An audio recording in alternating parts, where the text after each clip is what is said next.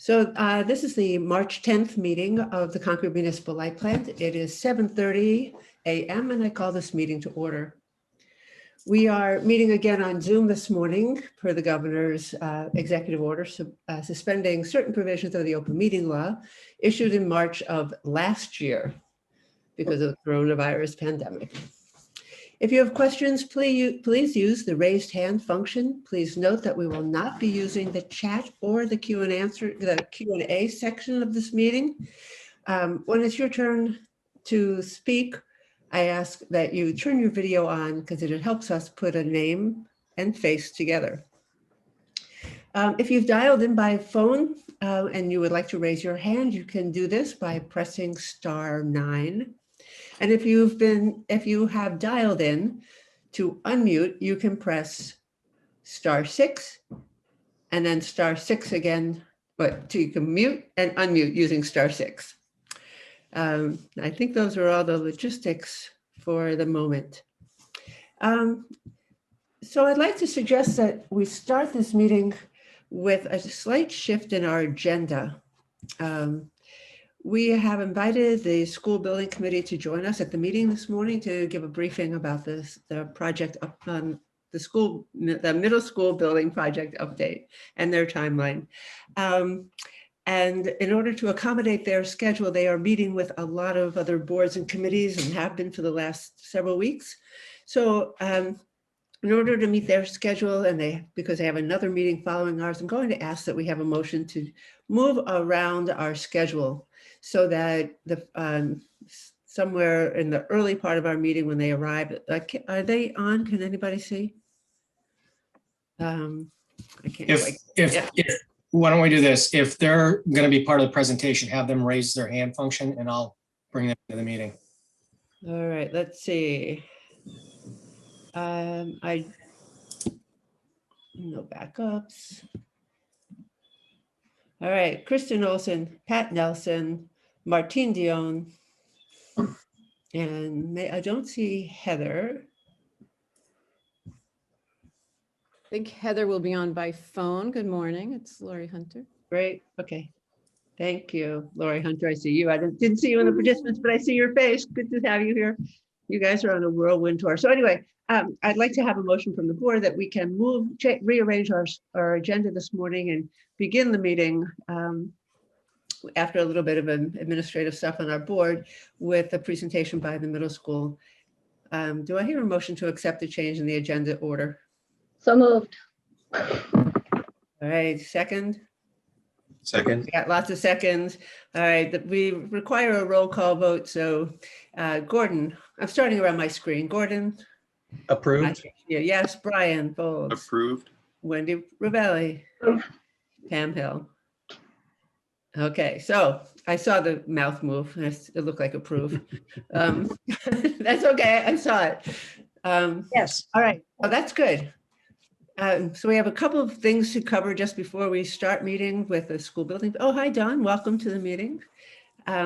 Before we start the meeting. So as you saw on the agenda, we have our upcoming meeting notes. I am very pleased to announce that we have two sets of minutes to approve for this meeting. We have November 18th and December 9th. Do I have a motion to accept the minutes? I make a motion that we accept the minutes from November 18th, 20 as distributed as late as yesterday or the day before from Gordon. Second? Second. I see a second from Brian. A roll call vote. Gordon. Yes. Brian Folds. Yes. Wendy Ravelli. Yes. Pam Hill. Yes. And me. Yes. Okay, that's great. We've been needing to get our minutes out, and this is really good. Thank you all for your comments over the last month and to the minutes and making sure that they are accurate. It is now 7:36. We still have to do December 9th. Right. Oh, I thought December 9th we had them complete. No. We need to vote on it. Yes. Oh, I did them both together. Is that not? Wendy said just the November. I'm Yeah, sorry? I did. Sorry. So I'll make a motion that we accept the minutes from December 9th as distributed the other day. Second. Second. All right, roll call. Gordon, Yes. Brian, Yes. Wendy, Yes. Pam, Yes. Alice, yes. Okay, now we have 2 sets of minutes approved. Great. So it is now 7:37. Is your team all here? I don't know who to look at. Kristen, Martine, Pat. Do you want to start now and then we'll go into our regular meeting following your presentation? Are you ready to do that with your team? Great. So I see a lot of heads nodding yes. So welcome to the Concord Municipal Light Plan. It had the board meeting.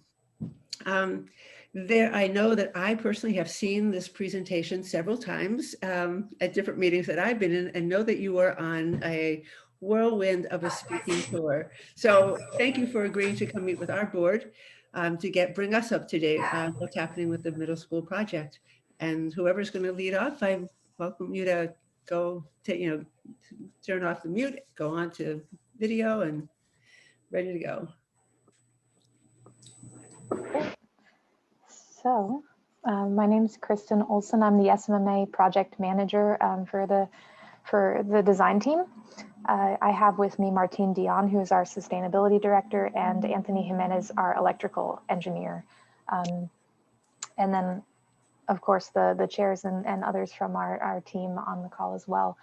We actually morphed and updated the presentation a little bit to kind of push us a little bit forward and tailor it a little bit to the MLP board meeting. So we'll kind of get you up to speed on that and move pretty quickly through it so that we can get to discussion and questions. So at this point in time, you may all be familiar that we're in the feasibility study process and that we've just recently completed the space summary and project requirements definition phase. So we're at our last MSBC meeting last week, we were authorized to move forward into the concept development. And then that'll be ongoing through March and April, and then we'll be developing the final report and closing out the feasibility study in May. So a lot of that project definition in terms of requirements and program was teed off and led by the educational plan that was developed by the school department, and is available on the website to get into a lot of detail on how the education is planned to take place in the building. And drove toward this space summary that really drills down into exactly what spaces are in the building and what size they are. So that is also now voted, and that is our baseline for what we're starting with the concept development. So with the concept development, we are using a jumping off point, which was the preferred solution that was developed last year. The design subcommittee and the building committee had reviewed a number of different options and kind of honed in on one that was very responsive to the adjacencies that they were looking for and so on. And so that footprint at a very high conceptual level looked like this. It had the public aspect of the building here off to the left with the gymnasium and cafeteria and media center and so on. And then it had an academic wing off to the right. This was well received because it had the east-west long direction solar orientation. As we know that the community's goals are very heavily rooted in sustainability, and we know that this is a net zero ready facility. So this was our point in time from March of 2020, and this is what the design team's using as a starting point for the development of the concept now. So this floor plan is planned to be, we're going to look to get it more compact, more energy efficient, less perimeter wall. We're updating it to include any program changes that were driven through the educational planning and the meetings over the last 2 months. And then right now on the table, we're still in discussions about the gym size, as you may have heard from public input and so on in our other meetings. So the building has a lower level. It's basically structured in 1 grade level per level. So a lower level is 1 grade level with 3 teams. And then the middle kind of grade level is at grade level, sorry, has another grade that is 3 teams. And then the upper level would again be 3 teams for another grade. And we're going to have to work really hard to separate grade educationally from grade in terms of surface and site area in terms of our wording in the future. So then the site plan that was developed at the time was this, where the public piece was here more toward the road, and then the academic wing extended out into the site. We got feedback at that time that's being absorbed, that is to rotate the building to be that more east-west orientation. And we're re-looking at the fields and the parking and all of those things. So again, just looking back at 2020 as our starting point, so that you have some orientation of what the footprint is planned to be and what our next steps are for that. So in terms of 2021 updates, I'm going to hand it off to Martine to talk about PV readiness specifically, because I think that's where we really are going to look to partner with the MLP on the PV planning and energy planning. But our current building area is slightly reduced.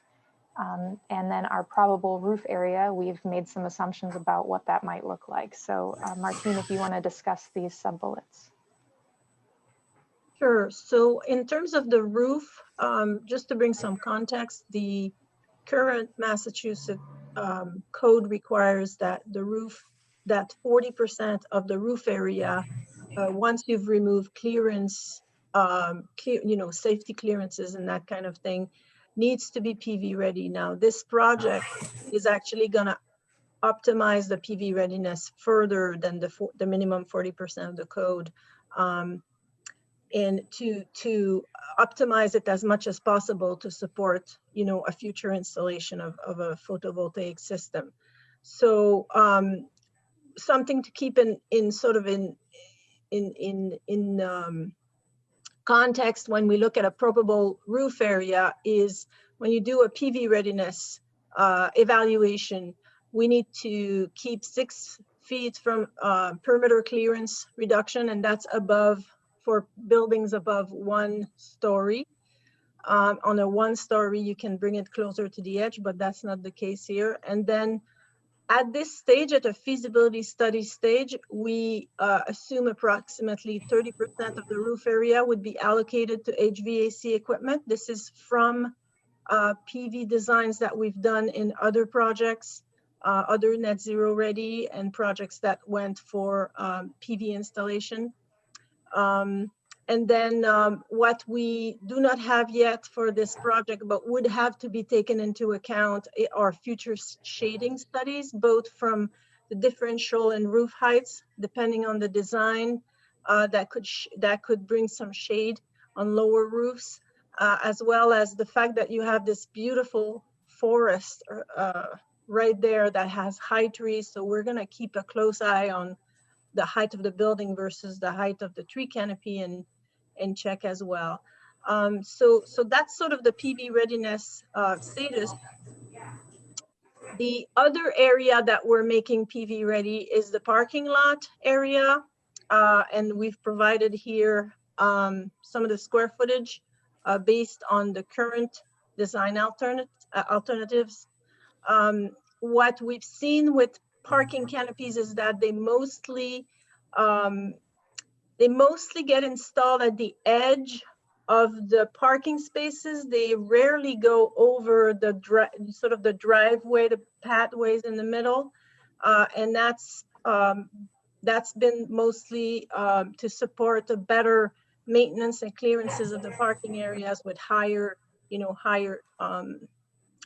vehicles.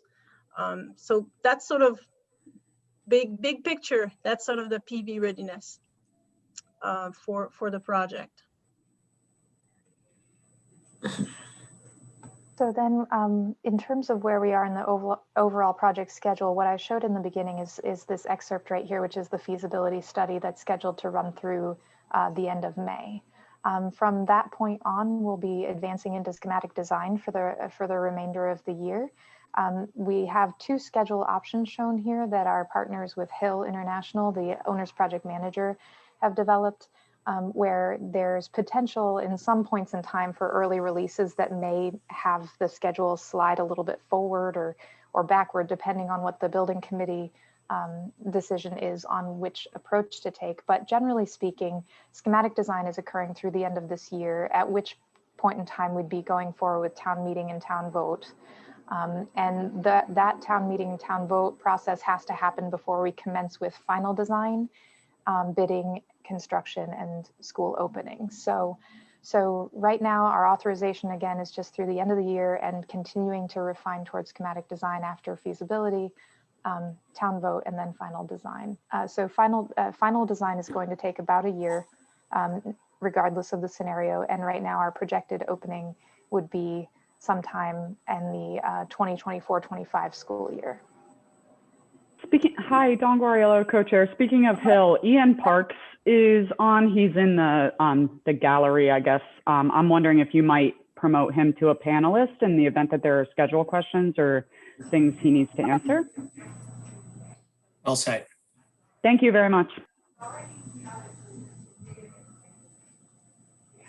Great. So yeah, we wanted to give you that point in time snapshot of where we are and where we're going, and just a sense of what the floor plans are advancing into in the site plan, and some PV considerations, so that we could have any questions and answers on your end. Wow. Is that your full presentation for today? Yes. I appreciate you having focused on some of the interesting areas for this board.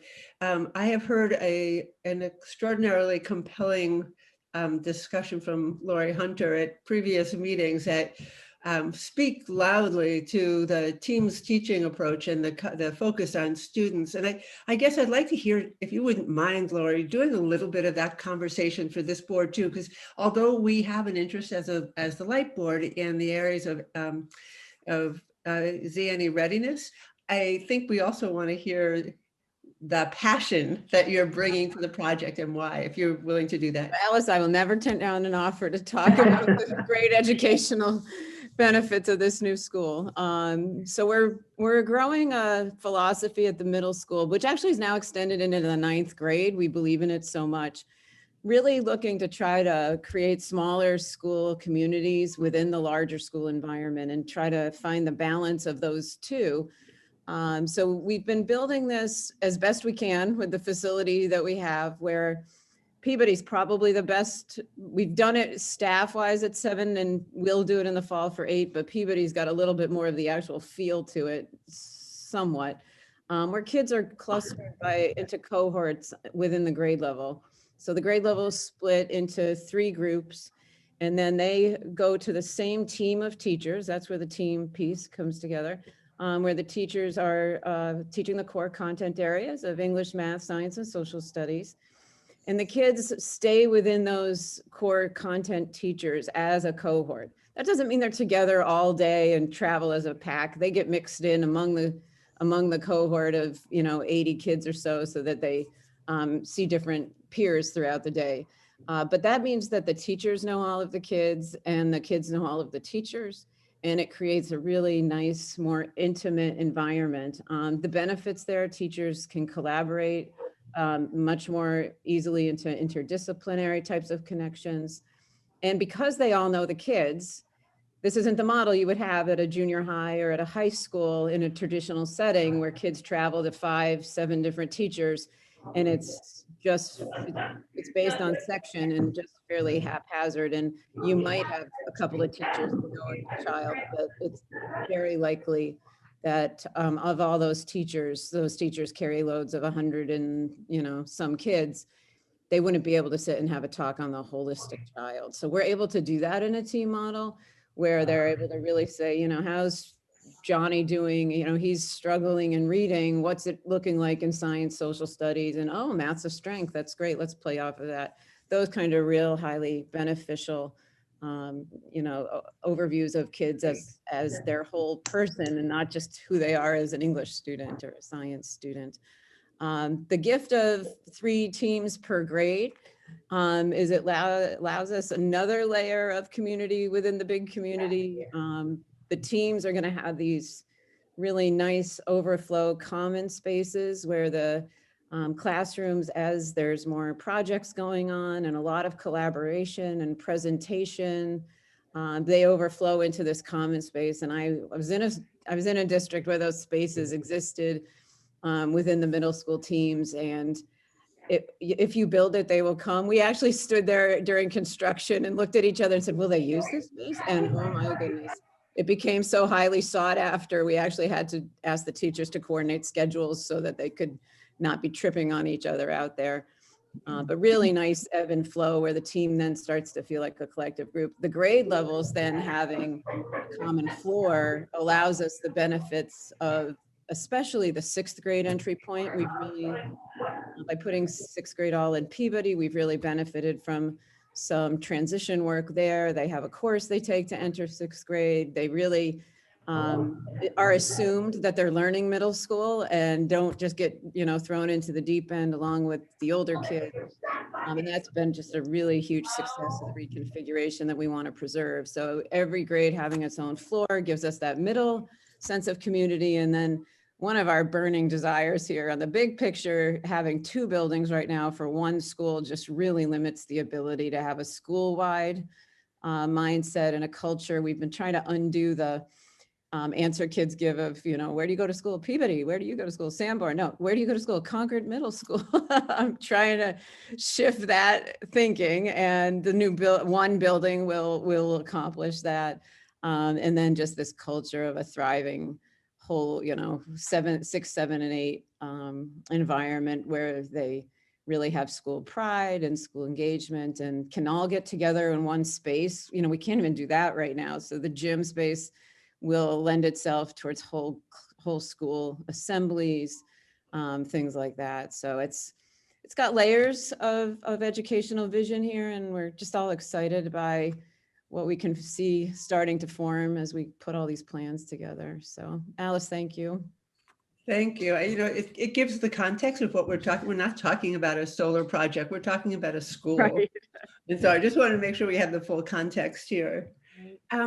So can somebody speak just a little bit about the overall budget for this project? I've heard 80 to 100 million. So where is that the working numbers? And if you wouldn't just mind briefing us a little bit on the overall project costs. I think Ian will speak to that. And Yeah, I can take that. The overall project budget is 80 to 100 million. So that's the charge for the project team here. And where we're at right now with some of the current projections and estimating is closer to the $100 million mark.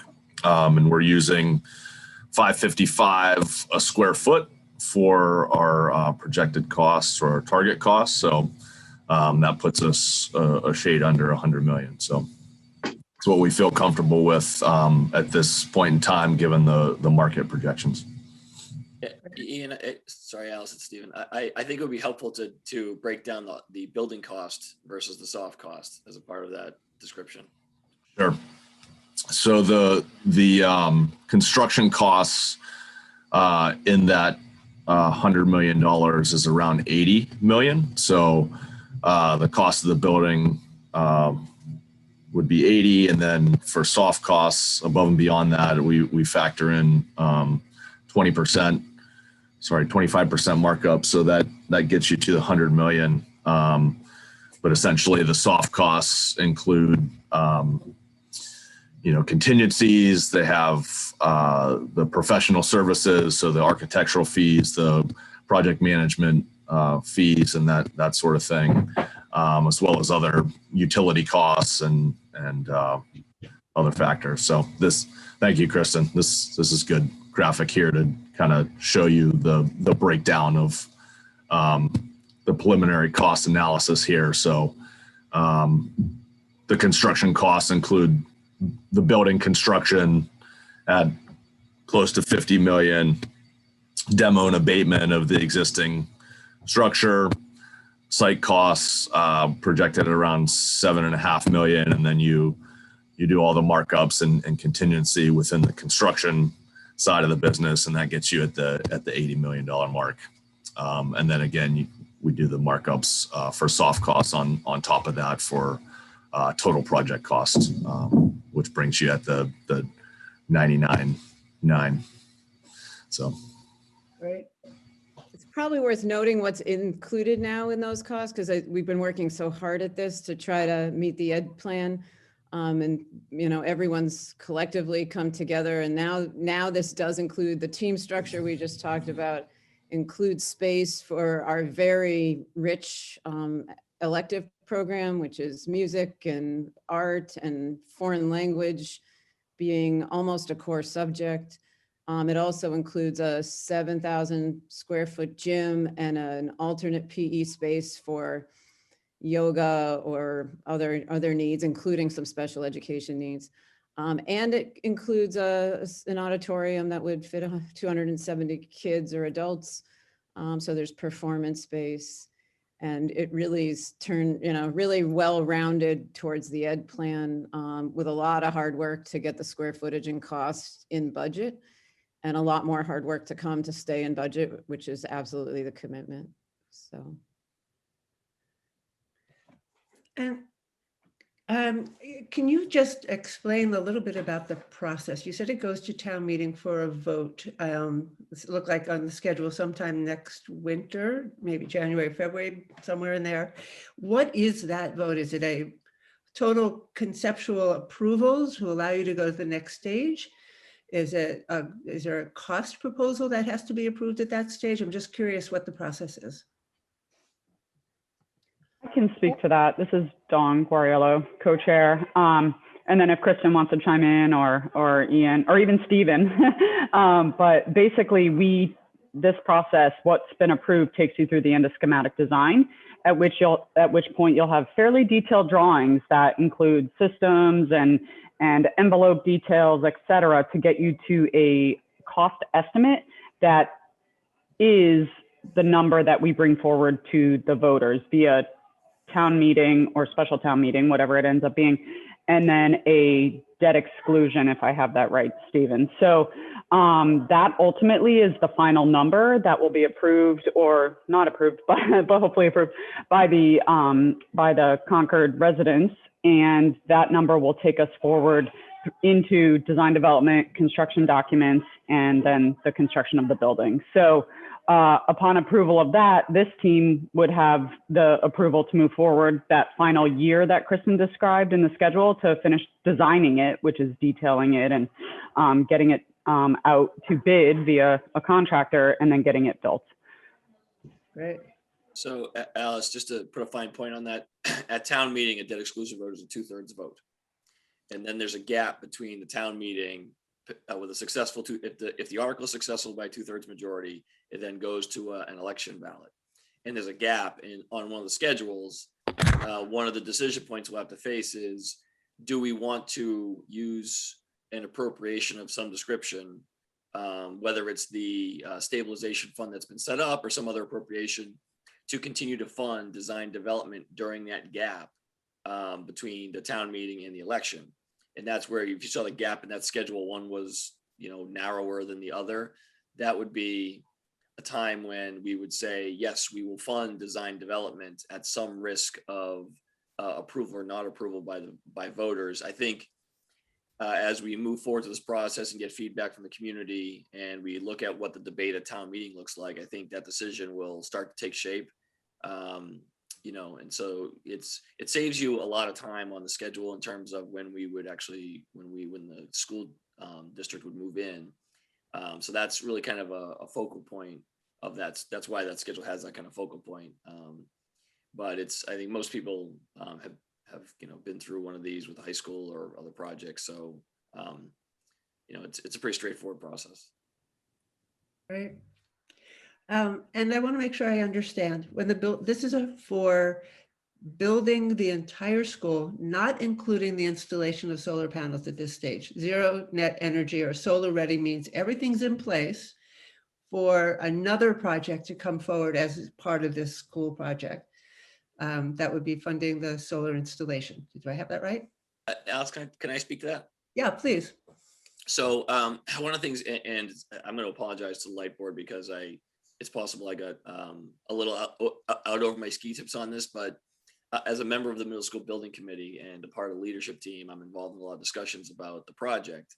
But also with my involvement with the light plant, I'm also involved in a lot of discussions with Dave and his team about projects that they need. And they're, especially when it comes to solar and the challenges with adding solar as well as storage. And so in piecing together a few factors, the budget of the middle school building project, the recommendation of the sustainability subcommittee, and then our own municipal utility needs, working with Dave and the committee, I sort of, I guess, announced or offered or extended the idea that CMLP would be the developer of the solar, because it's not just solar. As the light board knows, you can't do a solar project here and not have a battery. It's just too big of an array. And so we want to make sure that we have a solar and storage capacity as a part of the project. Then should it be developed as a PPA or should it be CMLP? And talking that through with Dave and Kate Hanley, it's the town's building. When it's built, the building belongs to the town. And so it made more sense to us to have it be a CMLP project. And because we really wouldn't start installation till at or close to the time the building is near completion, it gives us quite a bit of time to kind of plan for it. But we are starting that process now by engaging a consultant to work with SMMA and the design team to make sure that as they put their plans together, we know from the ground up what we're going to need, in terms of some kind of installation. So I feel like that makes the most sense, both from a light plant perspective, but also for the building project itself. Great. Good to hear. Thank you. And I think Dave and Kate are both on the building committee. Is that right? Joy? Mm-hmm. No, Dave is not. Kate is. Kate is. Okay. Hi, Kate. I see you down below on my screen. All right. So we've had an overview. Does anybody else on the board have questions about the project or the timetable or the process for moving forward from where we are to schematic design to design and development? I see a few hands up. First was Wendy's. So Alice, we spent a lot of time talking about solar. Can we also speak to broadband? I mean, I'm assuming it's supported, but I know at the high school, we're not using it. So can you just speak to your plans there? We haven't started that process or discussion yet, so it's actually a little bit too preliminary. We'll definitely be diving into user meetings and programming meetings and schematic design for that. So there's some working assumption there. We'd support it, right? So. Great question. Thank you. I think I see Pam's hand up. Yeah, thank you. First of all, I'm really excited about this, having had 3 children, 2 of whom went to Sanborn and 1 of whom went to Peabody. To see these developments is really exciting. I have 2 unrelated questions, and I apologize for both of them because I think you've been through one of them a lot, especially. But the concept of solar ready, just so that I'm clear, will we see solar on these buildings when the buildings are built?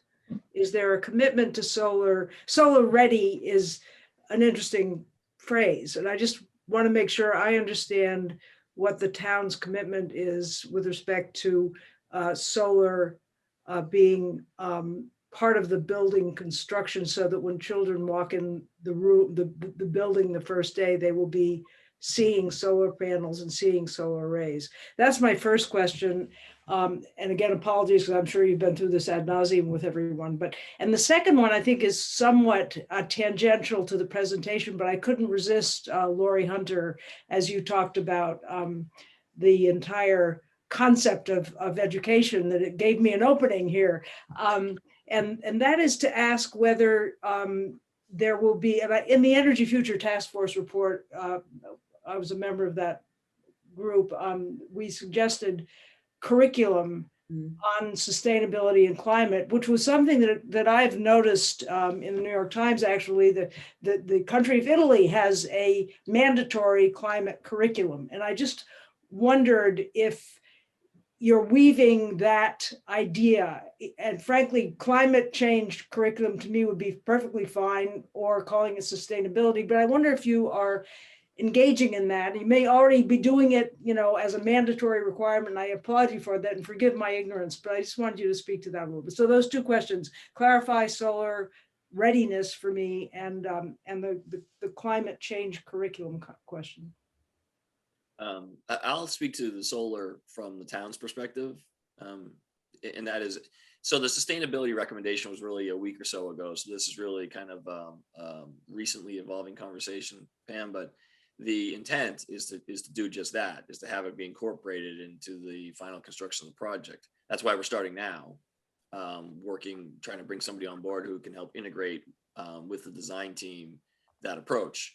I'm not experienced enough to know whether or not that's going to be possible, so I don't want to promise it'll be there, but our intent is to certainly have it. So when the school opens, it opens with solar and storage capacity. But there's a ways to go. We have to talk about financing. I mean, but we're not, we're having this conversation now, 5 years out, not waiting till the building is 2/3 of the way done and saying, hey, what's it going to take to add solar? So I think that's my plan. So I would just add, I'll throw it to the design team about the building's readiness to accept it, I guess. Yeah, and so generally speaking, the building construction project and contract and funding for the middle school is inclusive of solar ready, that Martine will elaborate on. And then the timing, as Stephen was mentioning, of it also having panels on the opening day is entirely up to the procurement method and all those conversations that need to start now. And our job is to coordinate with whomever is designing the solar panels themselves so that we can make sure that the building and the parking and wherever is ready to receive exactly what's planned. But they would be in a way two parallel projects. So Martine, do you want to speak to the details of Solar Ready? Yes, well, we gave you a little bit of the approach in terms of PV readiness assessment with the square footage and all. And so this information, as we progress through the schematic design, the square footage and electrical and all these things would be shared. And that's part of the collaboration, Kristen. We would share the design so that the consultant that you will hire can run their own analysis and their design. And we've done this before on multiple projects. The one other part, there's our structural engineers would also coordinate with the consultant, depending on the type of system that they're planning to install. I mean, the majority of systems usually are the low angle, ballasted, but there could be parts of the roof where it's a little bit different. So there's definitely coordination there, and there's a good amount of coordination with our electrical. We've got Anthony Jimenez here, getting the electrical system infrastructure ready, as well as location of conduits, everything in place so that it will fully allow them to install the system right from the get-go when they're ready to. So it's an ongoing coordination that happens throughout the design phases, and I would say also through construction. In terms of the energy storage, we were also planning for readiness there as well. As you mentioned, Stephen, the majority of PV system or medium to large PV systems that are being installed these days include energy storage.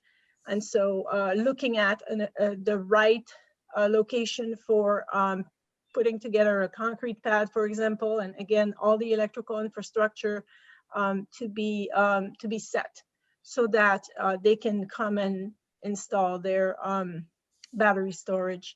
And so that's big picture. That's the level of coordination that we would go with, so that and some of these things, for example, there may be some commissioning of the system, so there could be some coordination within the specification to prepare the trades and so on. That could be happening as well. And now to Lori for the fun educational piece. So the answer is yes, we absolutely have sustainable aspects all through the science curriculum per se. Climaxing in a 9th grade a very unusual 9th grade earth science requirement for all kids. That's a new component that we added in this past year. Most high schools have actually dropped earth science and skipped right over to biology and chemistry into physics. And we've just mandated all freshmen are taking an earth science class. We actually call it our planet. So it's earth science with a very high level of climate change and sustainability embedded in it. Kate will know this, we were really ramping up to really look at programming and extracurriculars and engagement of kids. Our kids are really super invested in all of these topics. COVID has derailed some of that or postponed some of that. I'm really excited this week to see even just composting, which we were pretty much doing at every school and had to fall off. High school just put it back in last week, so I'm excited to see that. What I see in the new middle school is just this whole new opportunity to really have this living lab around the kids and use it as such. And, you know, I'm hearing loud and clear, the low EUI targets are going to require user behavior to be a big part of that. So the kids and staff will have to be invested. And boy, what a great opportunity that'll be. So we're excited for that. But yes, it's in the curriculum for sure. And our kids are really passionate about it. And we continue to foster that, because what I talk about, we have a community sustainability group that we sit with. A number of the local community groups send representatives to meet with us regularly in non-COVID times. And what we know is as kids get passionate, adult behavior in the house changes. And I have a list of that in my own house of things we've done differently because the kids have said you shouldn't be doing that. So I think we're really excited to work with an upcoming generation, because I think that's where the change is really going to happen, and the influence they have on those around them. Great, thank you. Thank you. Thanks a lot. That was very helpful. Thank you. So I just want to be mindful of time. I know this team has another meeting to go to.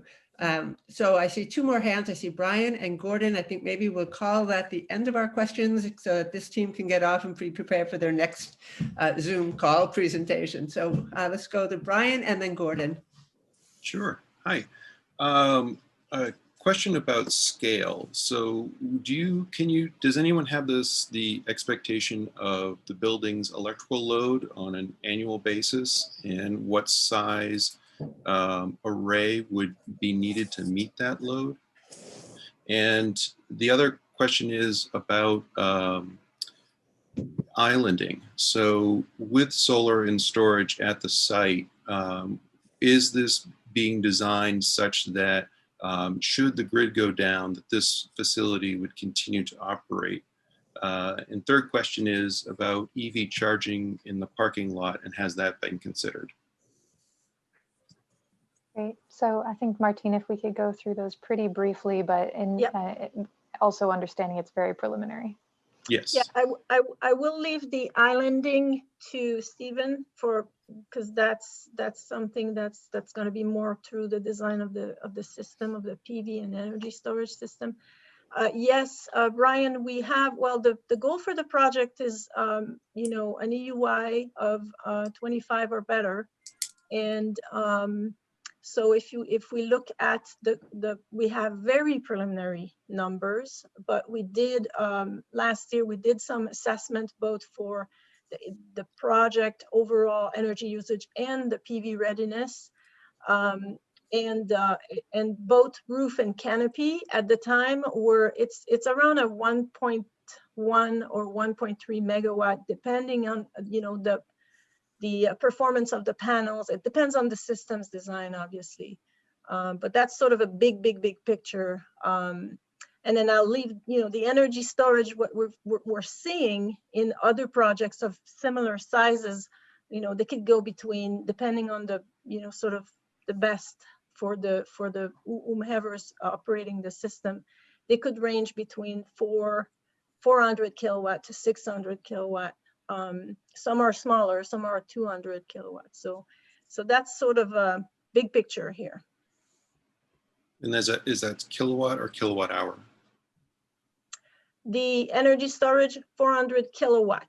Kilowatt. Okay. Kilowatt, yeah. And the 1.3 megawatt was 1.1 or to 1.3 megawatt is the PV system potential size that would be needed. And by the way, we will coordinate with the PV consultants to make sure that the system is a little oversized, because we know that when people go and occupy the building, they use usually more energy than what was predicted. So Laurie, you're right. Occupant behavior will be a big component. And I'll leave it to that. Great. Any consideration on the workplace EV charging? Oh, the EV charge, yes, we are planning, the project's planning to be LEED certifiable. We're planning for 2%. The project right now has 2% of the parking space would have installed EV charging station. And there will be discussion during schematic design as to how much EV charging readiness so will be built in, because we know it's going to grow over the lifetime of the project, where there's going to be more electric cars, so there's likely to be more EV charging station to be installed in the future. Thank you. Okay, Gordon.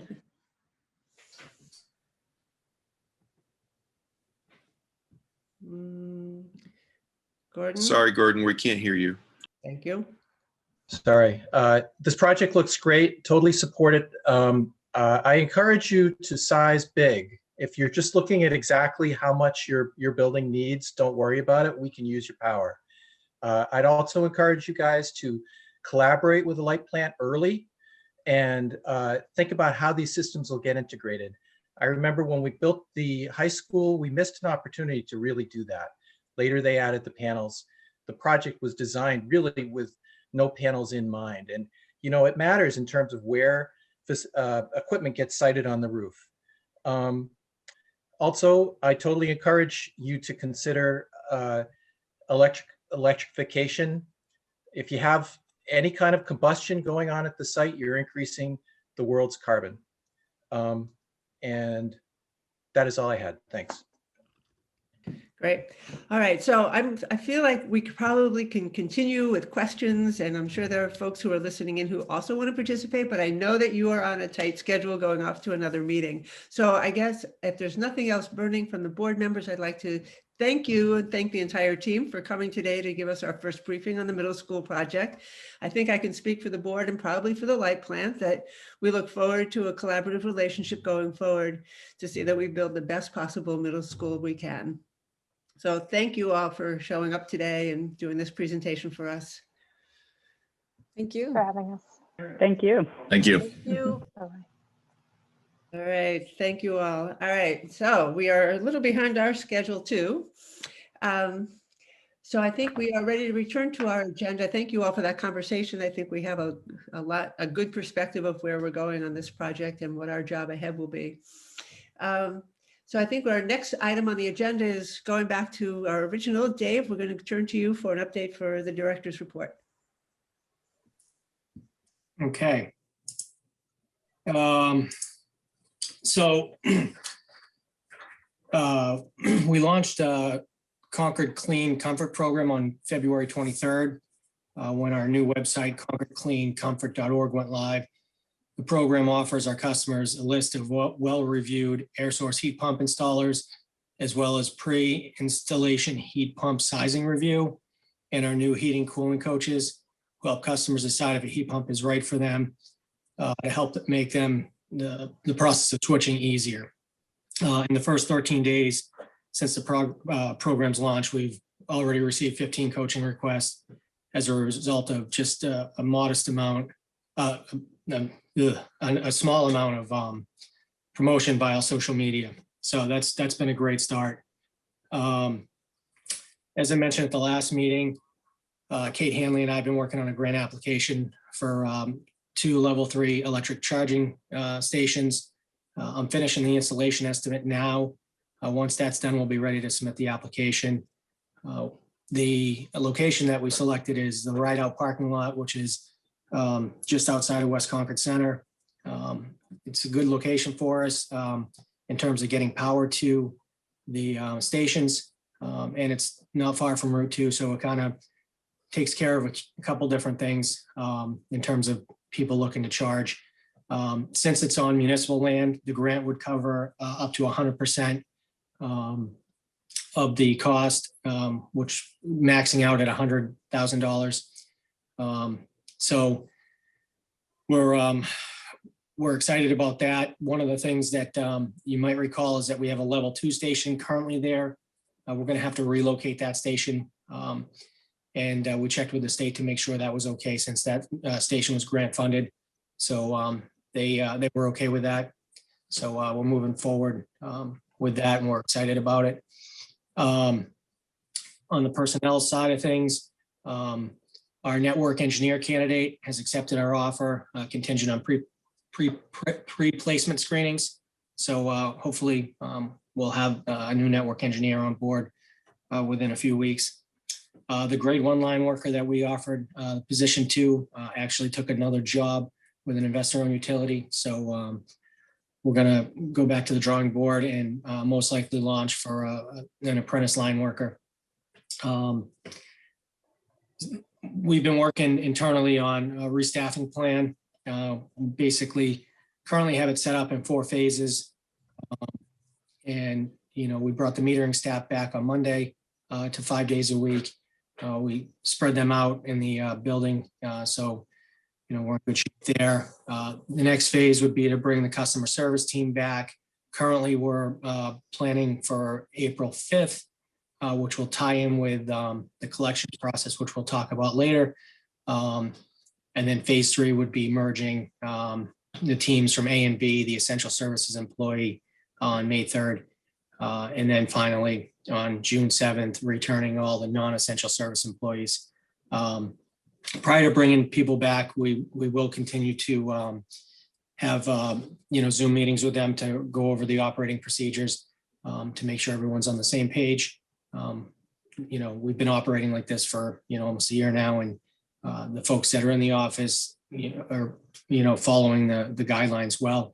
We want to make sure that people that have been working remotely fully understand them before they come back. So that's the plan. I will say it's fluid. It could change based on vaccinations as well as the pandemic if things shift with that. But we have a plan in place right now that we're pretty comfortable with, subject to change. But that's where we are right now with that. I mentioned at the last meeting, 300 Baker Ave, the carbon neutral project there. We've been spending time going through the details of that, and we'll continue to work on that. I think it's a very interesting project that we like, and we're working through the details of it. One of the things I don't think I mentioned at the last meeting, in addition to switching electric heat over to electric heat pumps, solar array and potentially storage. They would be adding 2 buildings, residential buildings, that would in total provide 215 units. So it's a very complicated project on many different levels, not just with the light plant, but with other departments as well. But I'll keep you guys updated as we work through the details of it. And that's my update. Great, thank you. Great to hear that we're thinking of being able to go back to full-time staffing in the buildings and have the beginnings of a plan to think about that. That's hopeful for all of us that maybe we've crested over the top of this pandemic and we can return to normalcy soon. I think I saw a hand up, Brian. Dave, a quick question. As staff returns, what is the vaccination rates? So do people have access to vaccines before returning to in-person schedules? We're hopeful, but that was the plan. And if you kind of go through that timeline, it's possible, but that's completely out of our control at this point. We're set up from a town level to be able to do that, but we haven't been able to get the vaccine. So in the next couple of weeks we might know a little more information on that. But I will say that the way we've been operating is very, very safe. The operational plan is good. I'd be comfortable, bringing people back that haven't been vaccinated just because of the way we're operating. Obviously, the goal is to get everyone vaccinated and then bring them back. But we have a plan in place, and that's why I said it's fluid. It could change. Yeah. We'll see what happens. But if an employee has a pre-existing condition or has a general concern and wants to wait until they're vaccinated, you can still accommodate those one-off cases. Well, Yeah. let me jump in. Let me jump in here. Sure. Because this is not just a light plan thing. This is townwide, and I honestly, I don't know that I can answer with 100% certainty right now, Brian. And obviously, there are personnel considerations that make it so I think there's a limit to how much we could really say, especially when we're talking about one-offs. But we are going through the information. I mean, we made a lot of investments in air quality and ways to keep employees separate. That will remain in place even when we return to full staffing. And so we think we have done a lot to reduce the probabilities. You're right that there will be situations that are going to be unique. There have been for the entire year that we've been in this. And we are, like I said, we don't have a policy update yet in terms of vaccinated versus non-vaccinated, but I know it's something that we are talking about. Great. Okay, but you'll work with people. We have for the whole year, so I don't expect to discontinue, Brian. Great. Thank you. Any other questions from the board regarding the director's update? Pam? This may not be directly related to the subject of the update, but I having trouble understanding when I can raise a question where I think there's an important, at least for me, an important reason to get some kind of direction. In the last meeting, I had an exchange, as we all did, with a member of the public about compliance with regulations concerning smart meters. And I was operating on the assumption that we are compliant with federal regulations, state regulations on smart meter installation and other things related to smart meters. I don't need to hear anything right now, but I do want to make the point that I would like to know the extent to which we are compliant, if in fact, for reasons that may be very good, we're not, or whatever, because my judgments on some of this stuff depends on an assumption of compliance with regulations. So Pam, I'll answer that real quick. And I'll send you guys out the response from our legal counsel. We are in compliance with the FCC stuff on the smart meters. I double checked to make sure, and we are, and I'll send the response out to the board so you can see that. But it's great. Good. Okay. It's very helpful to me. I know that the regs themselves may be not up to the current science, but at least the baseline is important for me. Thank you very much. Thanks. Okay, thank you. All right, we have no further questions from the board. Dave, I think we can move on to the next discussion, which happens to be AMI.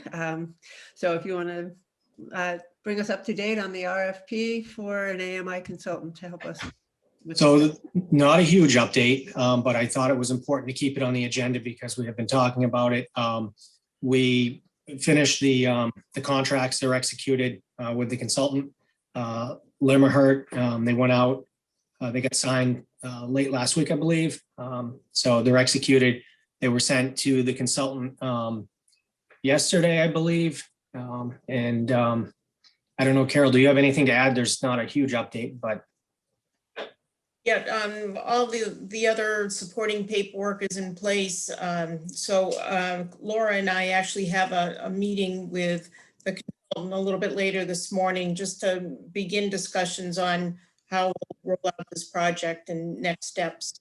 So the meeting this morning is just a brief one, basically to do introductions and then determine our approach. So we're officially, I think, rolling forward now, finally.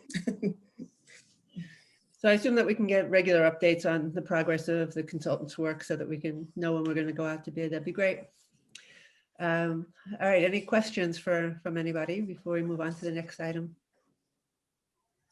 It's a quiet group this morning. Excellent. Next, we're going to take on a discussion of our light board goals. Late yesterday, I sent some revisions that we had received, that I had received. So I have a final edited version that you should all have a copy of, slightly different, but not hugely different than what was sent in the packet of materials for the meeting. So there are 3 items that I think we had said that we would have a short discussion about. And I think there was proposed language in one of the earlier versions of our board goals that spoke to the historic/culture of Concord as our vision statement. And there was some question about whether that's appropriate for the light board's goals to protect the historic character of our town. So I thought, let's have just a brief conversation about whether it's an appropriate goal for the light board to protect the historic culture. We know that there have been clashes with a HDC about whether solar can be installed in the historic district. So why don't we, if anybody has anything they're still thinking about this issue, or can we assume that otherwise the vision statement is approved as written in the draft that's been circulated? Any comments about, yeah, I see Pam and then Brian. Yeah, I Let's just want to start with Brian since he brought it up. It was Oh, Brian, okay, sure. and then Absolutely. we can discuss. Yeah, Thank fine. you. So yeah, I brought it up simply because I looked at the 5-year plan for the town, and it suggested general, I don't have it in front of me, but general things that all committees should be considering when making policy related to the town. And it was preservation of our traditions and our town charm or historic character. I just, the statement that was drafted was very sustainably focused, which, you know me, I love that, but I want to make sure that people who have other interests don't feel like we're running over their interests, that we are taking a broad view of our role in the town, and that we are going to find solutions that find a balance for everyone's viewpoint. So that's the reason I made those edits and suggestions. It was not thinking about, a historic committee conflicts and how they would be resolved. That was not my intent. So I just want to set up the conversation with where it was coming from. Okay. I think I saw Pam's hand up. Yeah, I had expressed some concerns about this. First of all, I wonder whether the document you referred to before about the historic character, whether the town goals of Article 51, for example, are included, and I would imagine sustainability in those are as well. So, but having said that, I have 2 concerns. One is the going beyond our responsibility in getting into the historic and cultural issues, and usurping to a certain extent the responsibility of other committees, HDC, et cetera. The second concern is that this sort of language, in my judgment, has a lot of room for interpretation and also connotes a kind of, shall we say, conservatism with respect to the direction that the future is taking us. And so I have concerns about that. And finally, I have, related to that is the problem that, if we, whatever historic and cultural significance is to various people in town, and I don't think I share the same views that others do, and maybe others don't share mine, but certainly there have been some real thorny issues that have occurred in, I'll use our neighboring town of Bedford, Massachusetts, where the Unitarian Church tried to put solar panels up. The HDC would not approve those. There was litigation that was very costly to the town. Ultimately, the Unitarian Church prevailed. But I think we want to stay away from that. And I think that to the extent that we can, if anything, promote in our language an ability to adjust our thinking to deal with the most existential important issue of our times, which is climate change, that we do that in a way that doesn't invite pushback in other areas. So I have those 2 two concerns. On balance, what I would do, although I love the historic character of our town, I promote it when it's important to do so. I do think that for our goals, we should not, we should stay within our lane, and we should avoid language that is fraught with subjectivity, frankly. Good points. Any other thoughts on whether to include the language or not in our version? I don't see any other hands raised to further the conversation. Gordon, sorry. I think I'd agree with the idea that sort of stay within our lane. And we're not really qualified to judge in the same way that a historical preservation committee may. They've got the training, they've got their spec, and there's actually bright letter law that we don't know anything about. I guess the one thing I'd say is that a part of the character of Concord, we've got rivers, we've got farm fields, we've got forested land, and I don't think the sense of the town is that we want to pave all that. And you know, I respect that. That's the reason why rooftop is good. When you get to, and that's the reason why brownfields are good. The Grace plant, the landfill, those are great places to put solar. So, I mean, we do have opportunities or requirements where we have to balance these things. Doesn't necessarily have to go into the vision, though. Okay.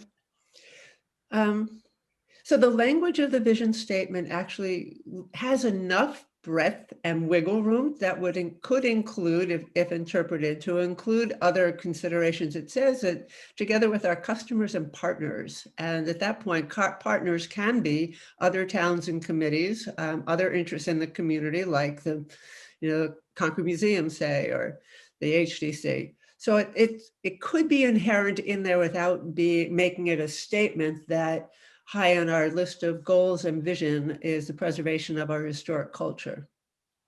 Just a way of looking at the current language of the vision statement.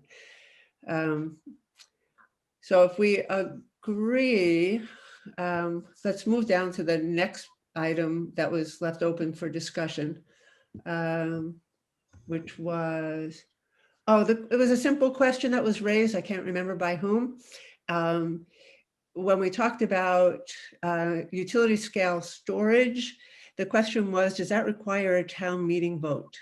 If, I know that Dave and his staff have been looking at utility scale storage, and knowing that it's expensive to install, wondering whether that is a role that the board will have to play in looking at the cost and then bring it to town meeting for a vote. What's your take on that, Dave? I think it depends on where we go with it. If we ultimately think it's most cost effective to do a PPA, then we wouldn't have to go to town meeting for a vote.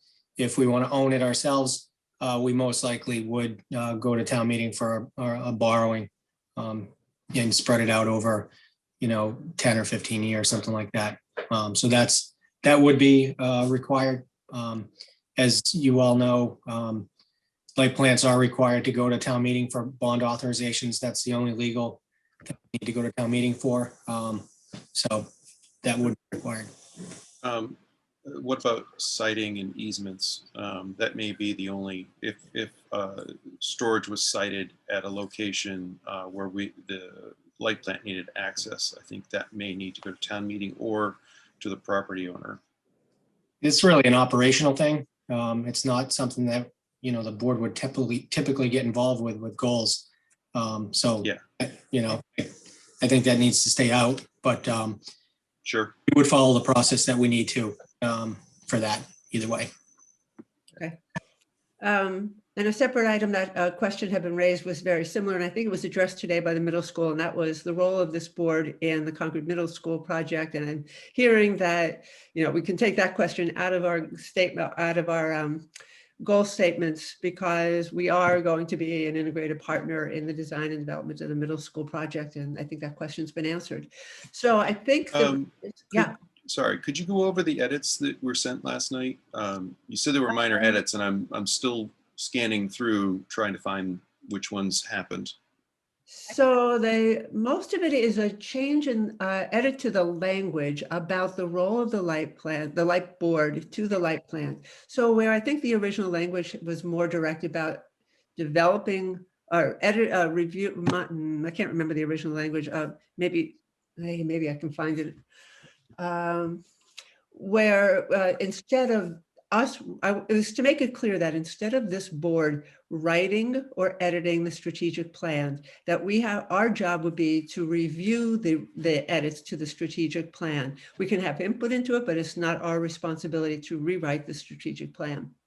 So there are like 3 or 4 places along in this document where it defines our role as the advisory capacity that we provide to the light plan, not the actual writing. We may hold a public forum to add input into the redesign or re-editing of the strategic plan, but it's not this board's responsibility to write it. So that was just one example. I think same thing with the AMI multi-year strategy. We're not developing it, but we will be reviewing it, and maybe we'll be asked for an approval at some point to move forward. So we are not designing the specs. We're not going out to bid. Those are jobs that are performed by the light plan, not by the light board. So those are I think those are the changes. That was. Okay. The only other thing I saw was the removal of the bullet underneath the time of use about reviewing the rate design to ensure it's compatible with the assistance rate and other riders. So I think that was removed because it was seen as inherent in what we do, that if we call out I know time of use rates is a very big item to you, and you will have a whole board agenda that will be devoted to your presentation on time of use rates. It's not to say that's not part of our goal statement, but that gets down to a deeper level that the goals are big. They're broad. Okay. And any one of these, there are lots of components to it. So this is not to dismiss the fact that we're dealing with time of use rates, and this board will have a lot of time. As long as that was my only concern, was that it was excluding those riders, and it's not. No. That wasn't the intent. Okay. Okay. But it will be part of our discussion going forward as we review all of our rates and rate design before we take a vote on them. Okay. Great. Yeah, Wendy. I had a couple comments on this, and I thought the changes were good. The first one on number 2, to review the strategic plan to ensure connection to reflect Article 51. I just didn't know if the wording was more, would be better to say review strategic plan to ensure alignment with. Oh, that's good. Yeah, that's good. Okay. And then on number 4B, we make a reference to approve the opt-out policy. We had a long discussion last month about referring to this as the analog meter policy. So I just don't know if that should be modified. And then on number 10, there's no qualification to the ZNE middle school project. So maybe we can just qualify that to say that we're collaborating with the project. I don't know, something, because it doesn't say what we're doing. It just lists the project. I mean, certainly we are going to collaborate. Good point too. I think that was when it went on the agenda. We didn't know what our role was. So Right. Collaboration and design is probably important to put in there. Okay. It's going to have a big impact on our long-term strategy when we get around to it. Okay, I think these are all good. So my question for the board is, we've talked about this for several months. I'm wondering whether we are ready with the edits that we talked about today, ready to vote to approve the goals for, I guess it's 2021-22 at this point, and use this as our strategic guidepost for how we make decisions going forward. Are we ready to do that, board? Yes. And if so, does somebody want to make a motion? Alice, you do have a attendee with hand raised. Oh, I'm sorry. Okay. Let's do that before we take a vote. I see Pamela Drake. Pamela? Hi, Pamela, 14 Concord Green Unit, 13 Concord Green Unit 4. I just wanted to say thank you for considering the the rate at the charging stations goes up twice. And so it is very effective in modifying my behavior so that I only charge my car at the cheaper rate. And congratulations on doing that big enough so that it made a difference. And I want to make sure that when you consider the charges for any kind of other metering besides the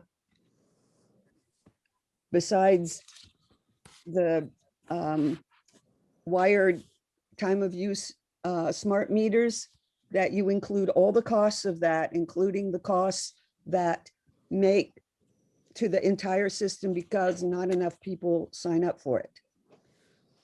And I suspect that was the wrong time to make that comment, and I apologize. Right. Thank you. Thank you for that recognition. All right. Are we, any other comments? I don't see any other hands raised by participants or the board. Do I have a motion to accept the goals for this year and the coming year? Anyone? I move to accept these goals for this year. Great. Second? Second. I see Pam seconds. So we'll take a roll call vote. I'm going around my screen as I see them. I don't know why people move positions, but you do. Start with Brian Foltz Yes. and Gordon Brockway Yes. and Pam Hill Yes.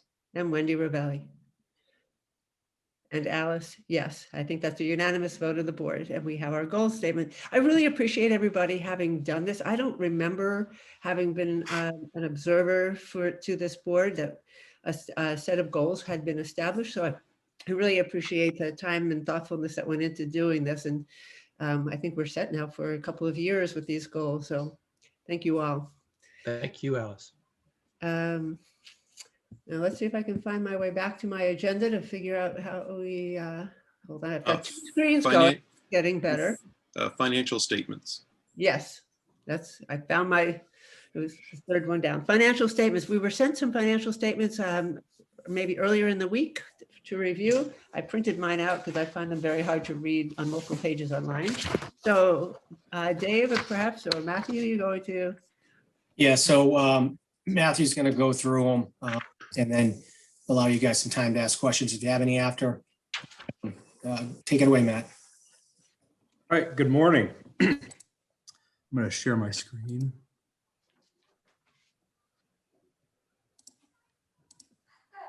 Okay. So I've been wanting to do this for a while, but the agendas have been too packed to squeeze it in. So hopefully we can start doing this quarterly, approximately quarterly. The financials that I presented to you are as of September 30th, 2020. I know that's a little dated, but I wasn't quite ready to share the December numbers, preliminary numbers. We are, however, going to be starting the audit next month. So we're pretty close to being there. We're just not quite there yet. So I'm gonna, the way this is laid out is we've got the light plant, the electrical side and the first 4 columns, telecom, broadband in the second columns, and then the over to the right is a combination of the both. I'm going to primarily focus on light plant today, and then if you guys have any questions on telecom, go ahead. So I'll zoom in here. So it's easy to remember. I'm just going to hit a few of the areas that I think are pertinent. If you guys want to stop me at any time, please feel free to do so. The first section is obviously what everybody focuses on is cash. It looks like we're in a pretty good spot here. Cash has actually gone up, which I think we were expecting. We were kind of being kind of a squeeze this year, but it's actually in pretty good shape. I will point out that about $1 million of this $8 million is owed to the unrestricted cash whenever we capitalize projects, big projects, we transfer money from the depreciation fund or underground fund over to the operating. So this is a little bit lower than it should be. We also still have as of this date, have not transferred the telecom loan amount. So that's why you'll see this big negative here. That needs to be a positive, but that transaction happened after September 30th, so you don't see it on here. So this number will go down a little bit further. Let's see. AR has gone up a bit, which is probably expected based on the pandemic and everybody, a lot of people are in financial hard times. I will point out though that only a portion of this is due to increased AR. The majority of this increase is due to the unbilled transaction that we book every month. So we accrue what we've sent out the door, but we haven't billed for.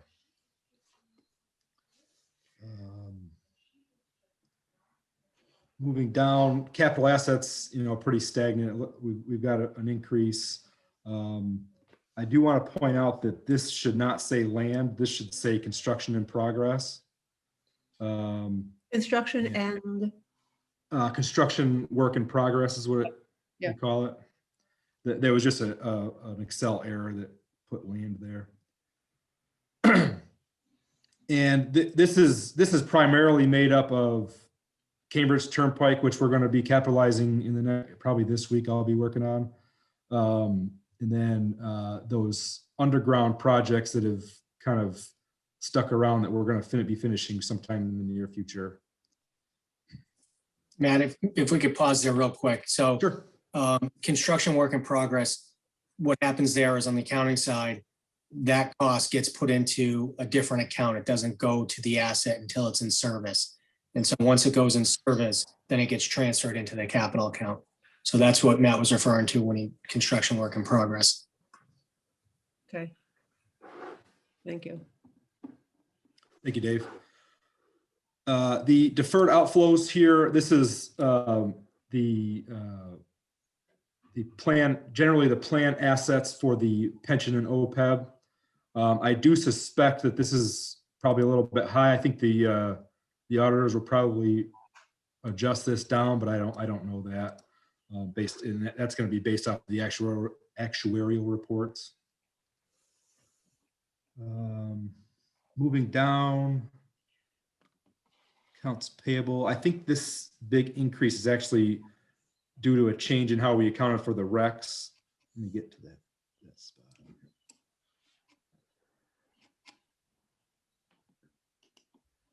Yeah, so almost 800,000 of this increase is due to the how we accounted for the REC. So obviously the amount we've taken in for the RECs and the amount we're going to purchase for the 2020 year is greater than 2019, but this is just an accounting change.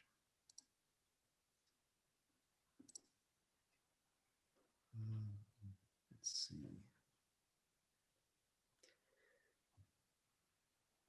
Net pension liability, you see a pretty big increase. That was, I believe, due to the GASB that changed. We now had to carry a higher liability on our books than we did previously. So that's just an accounting thing. Matt, keep going. Can I ask a question? Sure. When we were up in the non-current assets, I thought I heard, maybe I didn't hear you right, that under deferred outflows, that was part of OPEB being up in that category. Tell me how those two categories relate. One's a liability, but both sound like liabilities to me.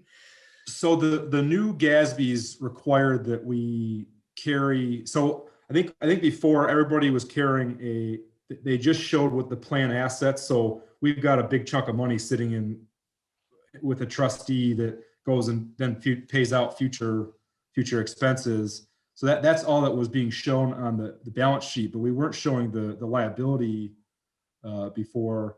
And now with the new GASBs, we're required to show the liability of what we actually we know is going to come due, or we believe is going to come due. It's okay. A lot of it's an estimate, but it's pretty. We'll most likely realize that liability. So it's shown there because of the change in GASB. Yeah. Okay.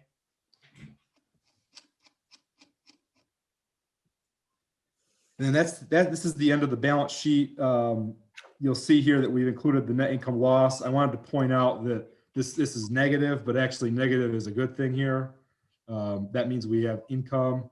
I will say that this is the 2019 year, and we know based on the audited financial statements that we did not realize 1.8 million in profit last year. So these are preliminary numbers and not unaudited. So moving down to the income statement, there wasn't a ton to look at here. You know what I did want to say is if anybody would like the details behind these numbers, I can provide that to you. I figured the best for this presentation would just be the summary level. So please let me know. Let's see. So purchase power is pretty stagnant through September. Operating expenses went down a bit. Let me see.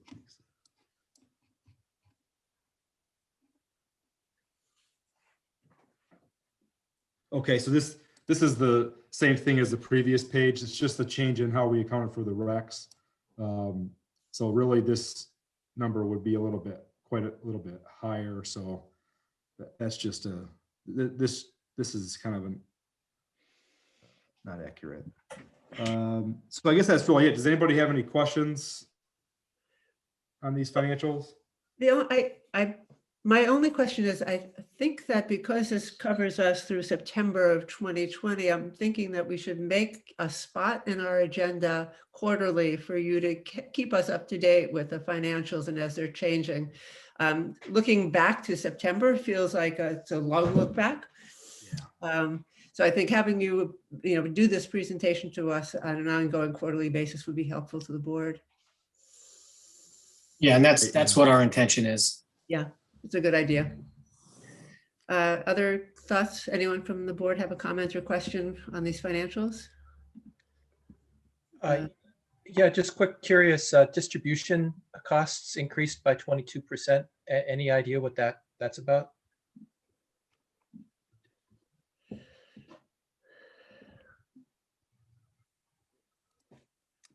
So the big increase here is the tree trimming went up by 234,000 over the prior year. So that was just a result of in the prior year, we just had kind of the routine, whenever we needed to do some tree trimming, we did it. But this year we actually went out and I think we did half the town. Yeah, that's correct. It was the tree trimming. And the other thing that can fluctuate in this account is, if we have, multiple storms that we don't budget for those, we just handle them as they come in, and that changes the expense lines as well. Okay. Alice, I just had one question, and maybe it was just me, but I thought I only had 2 pages in the attachment, so I don't think I got the income statement piece of this. So maybe if we could just redistribute it, this would be helpful. So what you're referring to is in the bottom right. It says page 2 of 7, I think. Yeah. What happened here? That's inaccurate. That is there it is. That I only meant to take a little small chunk of the 7 pages, the first page of the 7 pages. So I need to adjust my Excel sheet so that it doesn't show that anymore. It raises our expectations, huh? I know. I didn't have time to change that by the time I was going to send this out. So I did know that was an issue. Okay. Thank you, Matt. This is really great. Yeah, thank you. And if you guys need some material to put you to bed at night, we can send you the 30-page detail. Thanks. I don't see any other further questions from the board. And I don't see any questions anywhere. All right, so while we're talking about finances, I think we're ready to move on to our next agenda item, which is the problem with unpaid bills and the how it has grown significantly this year. So Dave, if you want to talk about this with us. Yeah, so Carol and I are going to go through this, on a high level. As of February 26th, we had 999 customers with past due accounts. Very, very high number. I'll give you an idea of the volume. I'm going to share my screen here for a second. This kind of gives you a breakdown. The total accounts and the total amount past due, almost 700,000. And then it breaks it down in 30, 60, 90 days past due. Of that, 680,504 is electric, which is coming from 629 accounts. From water, almost 165,000 coming from 325 accounts, and broadband, 11,000 over 45 accounts. So it kind of puts it in perspective the amount and where it's coming from. So we're talking about significant money and significant customer count. So, with that, we're gonna, kick off the collection process, and I'm gonna let Carol kind of walk through a high level of that, and we'll take some questions if there are any. So just a year ago, March 2020, the DPU had actually put a moratorium on utilities being able to shut off customers' services for non-payment. The moratorium was supposed to expire on April 1st of this year, 2021. And we just learned last week that the DPUs extended that moratorium to July 1st. And that was really meant for the IOUs. So after some internal discussion, we decided that we were going to follow the same guidelines for ourselves as what was laid out for the IOUs. However, the DPU did say that we can actually start some soft collections efforts as of March 15th next week. So we do have a couple of different steps to kind of ease into this with our customers. We have a bill insert that will go out with both April and May bills.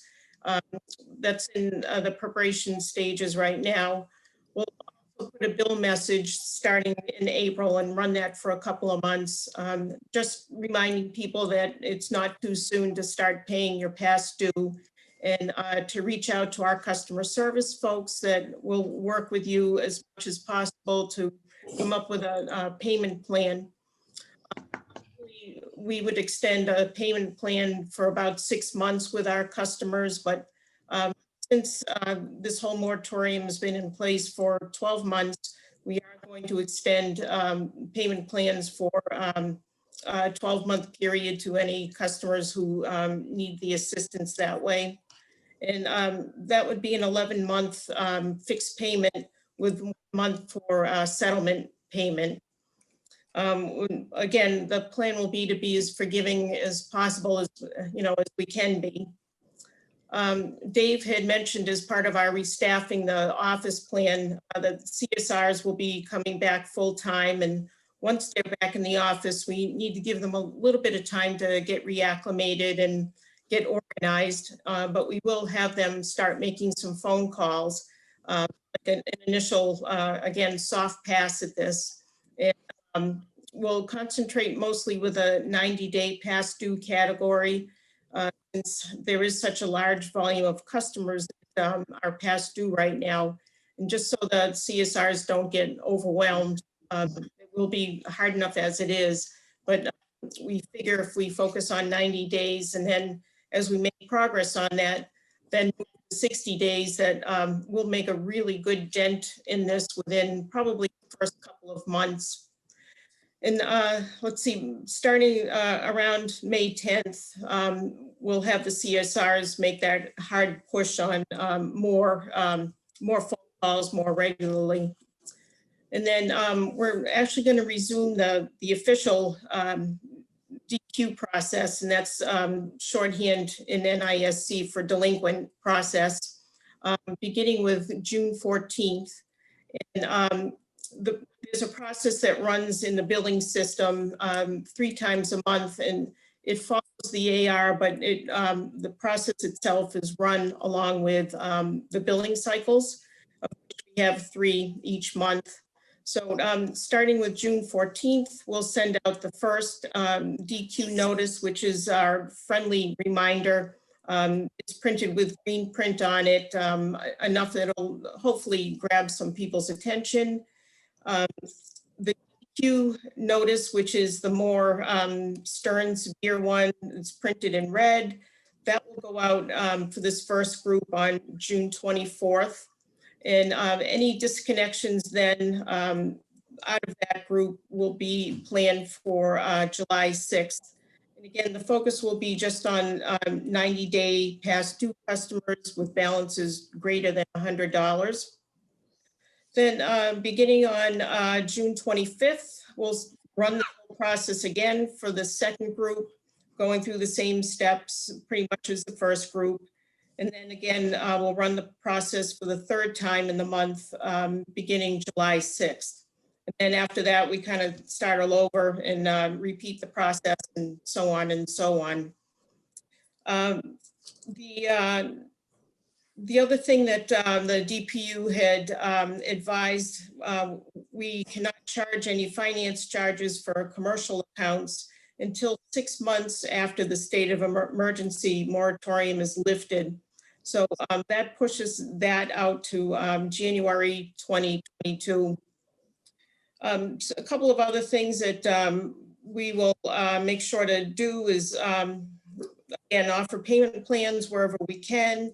We're going to be waiving the administrative fees that are associated with disconnects and reconnects.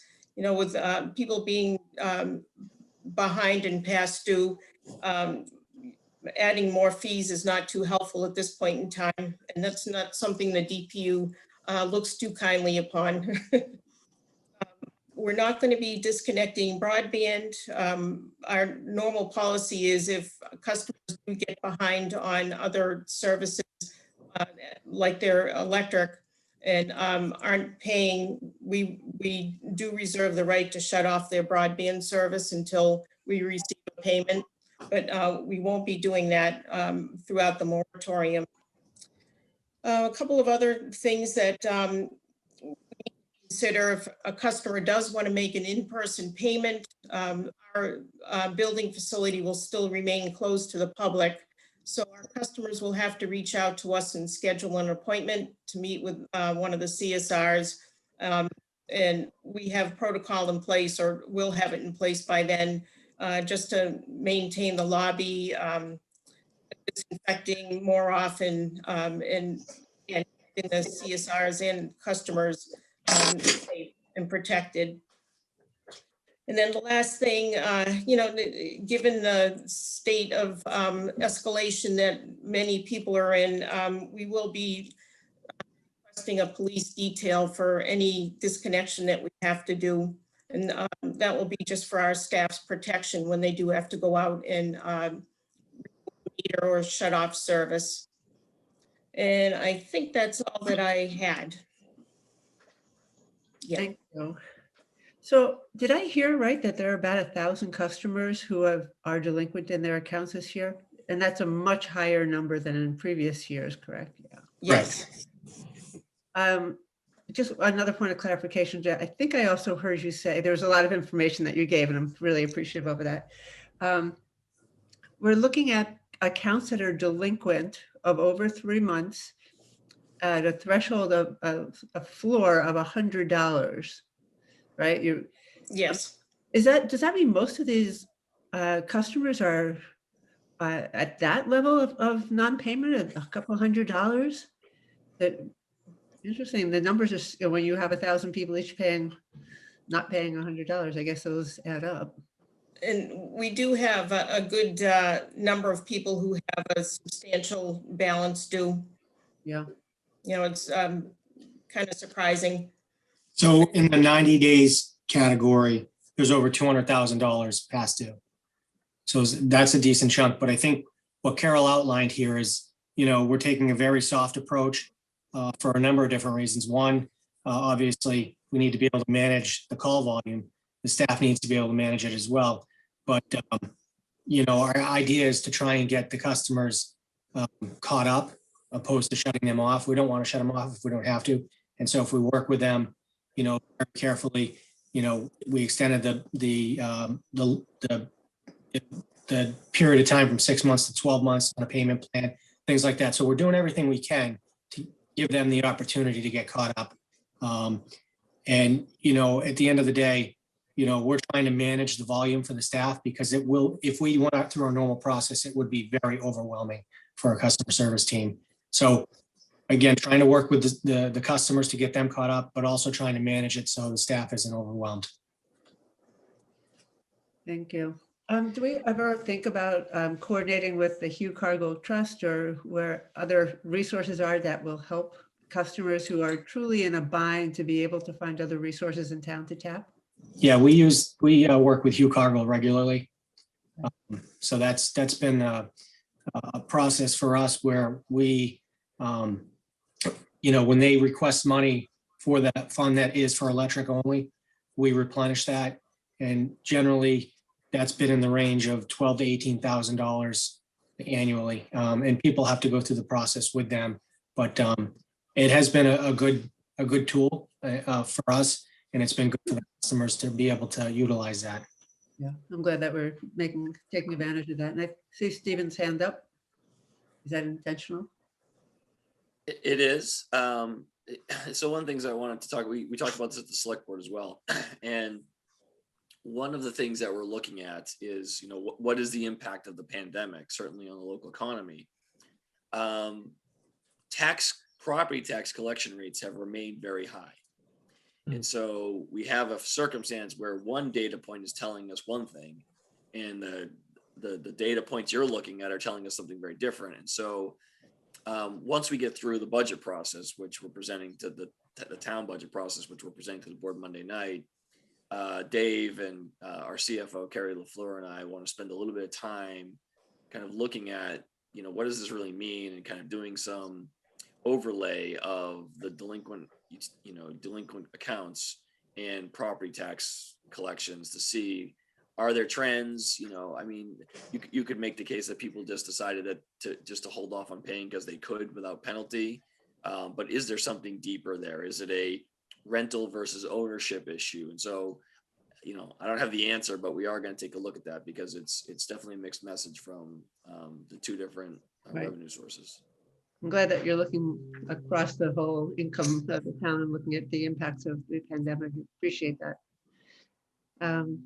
Any other comments or questions? I think, Brian, did you have your hand up? Yes. Yep. Sorry. So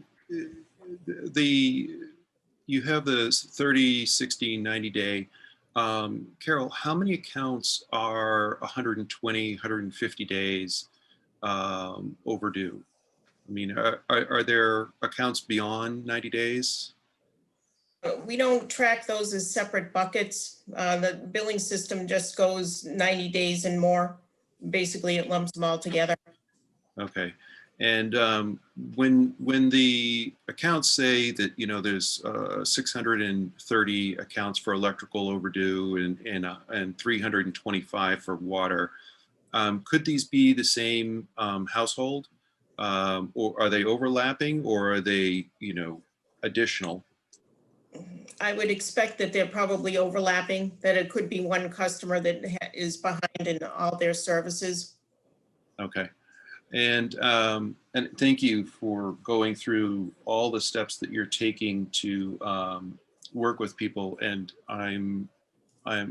Steve, it's great that you mentioned that they're looking at the tax collection compared to that, because really there are going to be some people that just had the opportunity not to pay and decided to invest that money and pay when they get called to say it's overdue. But there are going to be people that are going to be struggling. And I think comparing the property tax and looking at those with really, 150-day overdue points, those are the people most likely that are really going to need us to work with them because they may be in a tough spot. So I hope that you keep us updated on this, and thank you for all these efforts in trying to make this, because no one likes to be called and said they have a big bill due and they got to pay it. and we can't, forgive everything and put that burden onto all the other ratepayers. So it's difficult, and thank you for doing the work. Any other questions or comments from the board? Yeah, the only thing that I would add for Brian, for his question about, over 90 days, Carol said it kind of lumps it, it's 90 plus, but we do have in the system, it tells us the last date they made a payment. So we have an idea on the accounts, some of them are well over 120. Some of them are just over 90. So it's a real variety in that category. Yeah. Thank you. Any other comments or questions? Okay, seeing no other hands raised from anywhere. Oh, wait, no. Yep, you have two. Yep, I can't see who they are. Carlin Reed. Okay, thank you for helping. Can't seem to move it up. Carlin? Thanks. Carlin Reed, 83 West End. When you're doing your analysis of people who have not paid, you might consider whether those bills are being sent electronically or by paper. It's a lot easier to ignore an electronic bill in the midst of all the electronic emails that we get than it is to ignore a paper bill. So that's my recommendation on that analysis.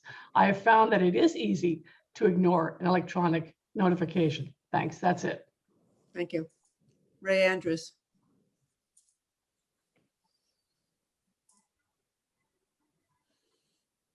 Ray Andrews from 11 Dalton Road, Concord. The idea of comparing past due, the electric plant versus the tax, property tax is a great one. Can that be applied also to Hugh Cargill? Are they getting a lot more requests for aid? And does that have some bearing on the question? Thank you. Yeah, Hugh Cargill is administered in the town manager's office. And so we do, I work with Jeremy Romanell on as part of my team to look at that. And I think there is an increase. I don't know that I could quantify it. There is some confidentiality that goes along with Hugh Cargill. But that is a factor that we do look at. Great. Thank you for the question and the answer. Seeing no more hands raised, I think we are ready to move on. We are doing pretty well on our schedule here. The next is a conversation about the state biomass policy. As a little bit of background, this board may recall that it was probably more than a year ago, we had the opportunity to buy into the Springfield biomass plant. And after a lengthy discussion, the board voted not to participate and take the offer to buy into biomass for a number of environmental reasons and environmental justice reasons. Brian, did you want to lead this conversation? This petition that was forwarded by CSEC to the select board regarding biomass, and I think Brian had offered to lead this conversation. Alice, Sure. Brian, sorry, before you Yeah. jump, I have to jump off, guys, but so I just want to say goodbye and good work today. Great meeting, and Alice, on time. Well done. We're doing all right. We've got a few more things, but we're close. All right. Thanks. Have a good day. Have a good day. So I'm not leading the charge on the biomass petition, but I have seen it and read it. And basically it is a statement from the town to the elected officials on Beacon Hill stating that the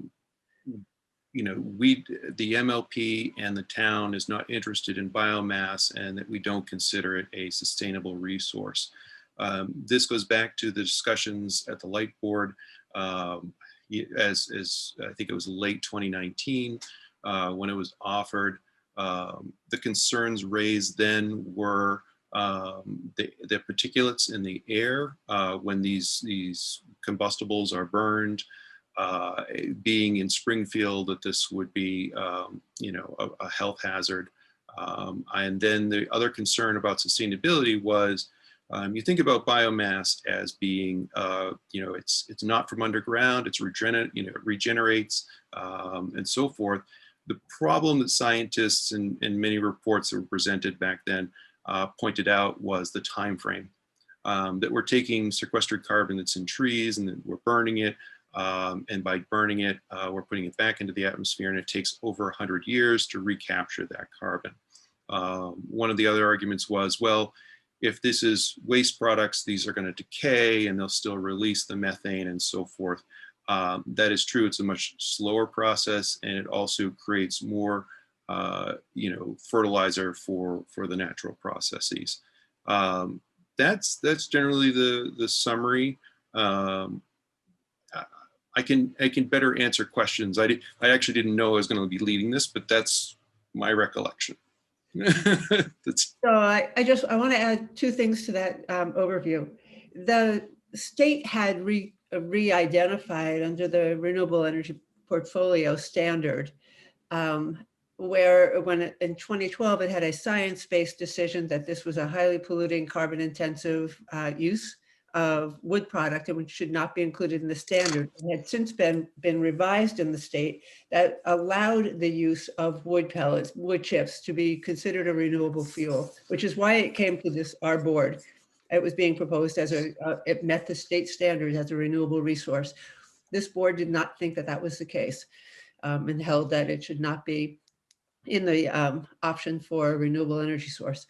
So the reason I think this is being brought, Brian had brought it to the attention thinking that this board would want to take a position on it. The reason it's here is that the select board is being asked to sign this petition and forward it to the state. And in talking with Dave during the week, if I were sitting on the select board and I knew nothing about biomass, I might go to my folks in other committees who may have an interest or knowledge in something like biomass and say, what do you think? So this is our opportunity to decide on our position that we would recommend to the select board either to support or not support the petition. I think everybody received a copy of this in your packet. So you should have you should have it in your hands to review. So the question really is, are we prepared to make a recommendation to the select board who will be taking this up in the next couple of weeks? My understanding is that this was sent to the select board late February. So it's been on their list of things to get to for a few weeks. Concord is not the only community that's doing this. My understanding is that this has been first proposed by Wellesley, and a number of other communities with municipal light plants have similar petitions, or I guess it's a petition resolution. And what I've heard is that the argument to the legislature is that the MLPs desire biomass, and so that's why I think MCAN's making this campaign focusing on MLPs, because it's the MLPs that are saying we want to be able to buy this product, and other communities like Wellesley and ours have had debates about whether or not to buy into this PPA and have decided no. And we feel that that representation needs to get to the governor. So the question before this board, Dave looks like he's about to say something before I cut in. Yeah, I just want to clarify one thing for Brian.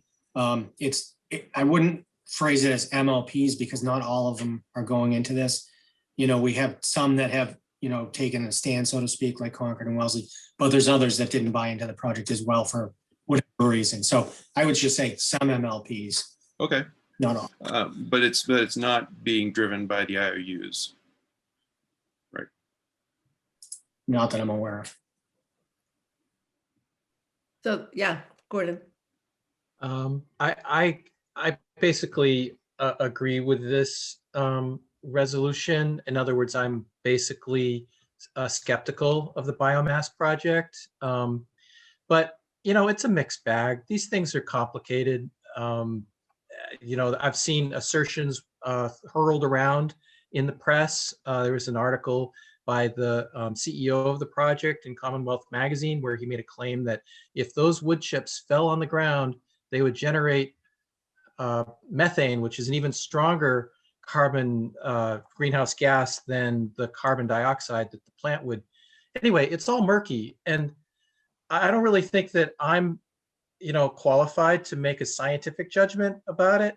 But where I think that this board, or a statement that I think I feel very strongly or very safe or very certain about is to just say to the select board that we considered this a year ago or whenever it was. To tell the truth, we actually went back and forth a little bit, but we finally did come down soundly against it. And that's a historical fact. And we'll state that fact rather than try to parse out the scientific details. And I think that a select board could use that as a basis for their decision. So I don't think anybody here is being asked to parse out the science of biomass. I think it's more a policy statement that says, here are the facts. It's not clean, it's not renewable, it uses virgin wood, and that it's, so the question is, does this board want to recommend to the select board that they sign and forward this petition or this resolution or not? And I think your point is well taken, Gordon, that we have historical fact to present to the select board as part of their decision-making. Alice, can I ask one question? I'm certainly in support of this, but there's some very specific language here also to explore all legal avenues for withdrawing from any PPA agreements. Can I just ask Dave to reaffirm, we have no existing PPA agreements that in any way would apply to this, right? I thought so. I just want to make sure. I just didn't know why that language is in there. I didn't know if it implied there was one, so. No, I agree. I'm really glad you brought that up because I had thought about the same thing, that maybe that's not appropriate. I would assume that when this was forwarded from CSEC, they didn't check with Dave or Laura to know what's in our portfolio. It probably was language from some other MLP. I think it would be appropriate for us in our recommendation to take that out. Or to clarify, at least for the select board, we don't have any, right? Yeah. Okay, any other thoughts? Does this require a vote, do you think, Dave, as a recommendation to the select board? Yeah, I think it probably should. All right. So I'm going to suggest that if we're ready for someone to make a motion, and I think we should include in the motion that we would recommend against including language that Concord withdraw from any existing contracts, because I think you're right, that doesn't fit in our agenda. Well, I think that's a big issue for, MLPs that do have contracts. It's a big financial issue that, I want to take a hard look at that because it would have a huge impact on their ratepayers. Not that it impacts us, but by saying, hey, you can't let this contract go to the end and then you can't go in anymore. That's a big statement. That's gonna have some pushback, a lot of pushback. So. Wendy, I'm having trouble finding that divestment statement in here. It's the very last paragraph on the bottom of the. The very last one. Further resolved. So Dave, can I just ask you, so are you suggesting that you would support removing that statement because then it would be more supportive of other light plans, or, and it's not impacting us right now? No, it doesn't. It just, if it goes up that way, it's gonna get a lot of pushback and probably not make it through is my point. And, that would be like someone coming to us and saying, I'm going to put language through so that you have to pull from your wind contracts, right? That's a huge financial impact on our ratepayers. And, a decision that was made, 8 or 9 years ago for the reasons at the time, you got to let them run through the contract is my point. Does changing the statement mean that CSEC needs to revote on this if we make changes? I think the select board's prerogative is always to make changes and take recommendations from other committees without going back to CSEC. They can either accept or not or reject the select board's opinion, but I think if we feel like it's a measured and honest assessment of biomass, if we take out that language for Concord, because it says, be it further resolved that the select board calls upon CMLP, this is a policy statement from the select board to CMLP, not to enter into any agreements to purchase electricity produced from woody biomass combustion. And then we could take off the back end of that statement and to explore all legal avenues of withdrawing from any such existing agreement. Since we don't have any, it would seem appropriate to take off the second half of that sentence. So if the board, Dave, what would you think about the select board setting a policy for the light plan that says we don't want to invest in biomass? And we can look at it again at other times, you know, if something comes up, the technology changes, or what do you think? I think, you know, my takeaway from a little over a year ago was we're not going after biomass anymore. So if the select board makes a statement, a policy statement about that, I mean, we're fine with it because that decision was already made. Okay. So I'm going to take that line out and to explore legal avenues since it doesn't apply to us. Okay, great catch, Wendy. I thought about that and then totally forgot when it came time to talk about it at the meeting. So I'm glad you got it. So I think we are ready for a board vote. Do I have a motion to vote on supporting and recommending to the select board to sign and approve this? I make a recommendation that we support the CSEC resolution with the one exception that we drop the statement and to explore legal avenues for withdrawing from such existing agreement. Do I have a second, Brian? Second. And a roll call vote. I'm going around my screen. Everybody's moved again. So It's the raised hand function that has us moving. And the people dropping out, we think we lost the town manager. Brian Folds. Yes. And Gordon Brockway. Yes. Pam Hill. Yes. And Wendy Ravelli. Yes. And Alice Kaufman, yes. So on a question on process, do you want to authorize the chair or Dave Wood to write a letter of recommendation? I'd be happy to take a draft if the board thinks that's right. Recommendation to the select board to approve, endorse this resolution with the edits that we just mentioned. Alice as chair, I think you should do it. I agree. All right, will do. All right, I think we made it through our entire agenda and it's 9:30. We have the only thing left to do is see whether there are any additional public comments that we have not heard from people who have something of interest to talk about. I see one hand raised and it's Pamela Dritt. Hi, Pamela again, 13 Concord Green, Unit 4. I think it's important not just that we say the biomass is bad for us, but for everybody. Like you said, it's a public statement. Burning forests is not green. So any public thing we can do that says that from any source of any government in any town is a good idea. Please don't weaken it by saying, well, we've already decided we're not going to. I think it should be in there in its strongest form. I think that Thanks. you are referring to the edit that we had suggested. And I think reading that line, all it did is take out the half of a sentence that compels Concord to divest from biofuels in its supply. And we don't have any in our supply and we're not going to put any in the supply. So it's. Yes, but it'd be nice to have that for a backup. It's To inappropriate. make sure we don't. Because, oh, okay. Okay, thank you. Anything else before we move on? We have one more comment from Gail Heyer. Hi there. Yeah, so I just wanted to make a comment about the biomass. My understanding of a lot of the biomass projects is they use wood that would otherwise go into the waste stream. And it's not virgin wood typically. And then, you know, so what do you do with wood? It's not allowed to be landfilled. There's a lot of restrictions on what happens to wood.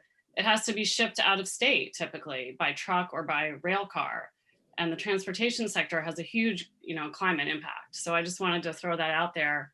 You know, I liked the point that Alice said that in the future, if technologies change and biomass is more friendly to the environment than it currently is, I think that's a good approach. Okay, thank you. Yes. Yes, so it's often composted, and I believe there is a restriction on the movement of wood in New England because of pest control. So I don't believe it is shipped out of state. I think the EPA, there's a beetle or something like that they're worried will spread. Okay, thank you. I don't see any other hands raised. In which case, I think I'm ready for a motion to adjourn. So is there someone who's willing to make that motion? I move we adjourn. I second. Okay, roll call vote. I'm going around the screen. You all stayed in the same position this time, even with raised hands. Brian, Aye. Gordon, Yes. and Pam, Yes. and Wendy, Yes.